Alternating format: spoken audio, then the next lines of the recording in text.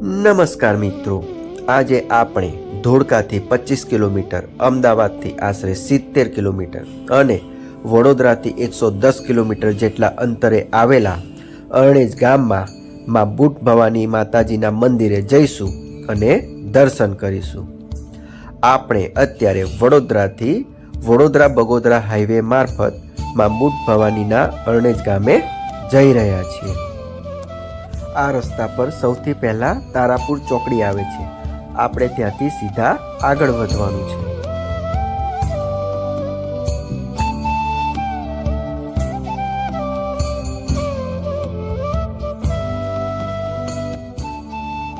આપણે હવે વટામણ ચોકડી આવી ગયા છીએ. અહીંયાથી પણ આપણે સીધા જ આગળ જઈશું.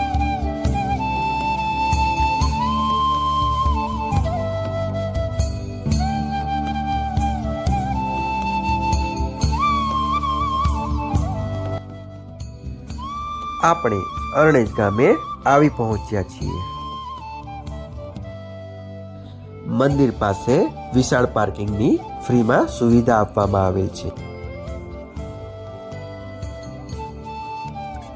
ચાલો આપણે હવે મુખ્ય મંદિર તરફ આગળ જઈએ. મંદિર ખૂબ જ વિશાળ છે અને ખૂબ જ સુંદર દેખાઈ રહ્યું છે.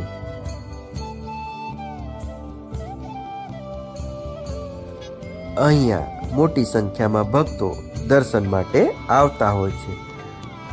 મંદિરની બાજુમાં જ અતિથિ ભવન છે, જ્યાં તમે રોકાણ પણ કરી શકો છો.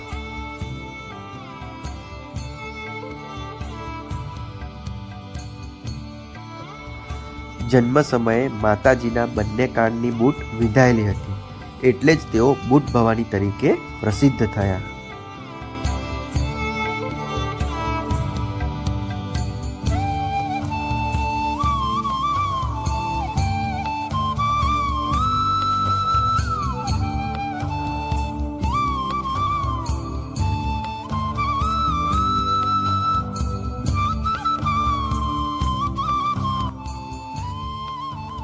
પૂનમના દિવસે અહીંયા પણ મેળો ભરાય છે અને ખૂબ જ સંખ્યામાં લોકો આવતા હોય છે.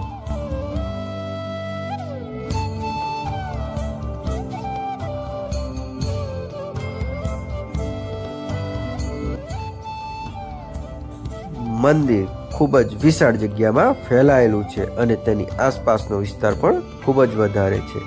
મંદિર પર એવું સુંદર કોતરણી કામ કરવામાં આવેલ છે.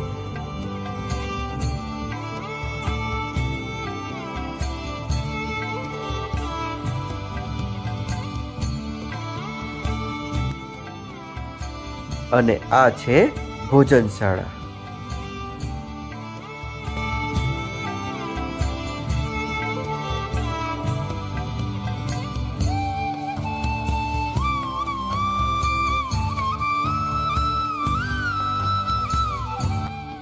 કહેવાય છે કે આજની તારીખે પણ આ ગામની સીમમાંથી ટ્રેન નીકળે છે ત્યારે માતાજીને સલામી રૂપે વિસલ વગાડવામાં આવે છે.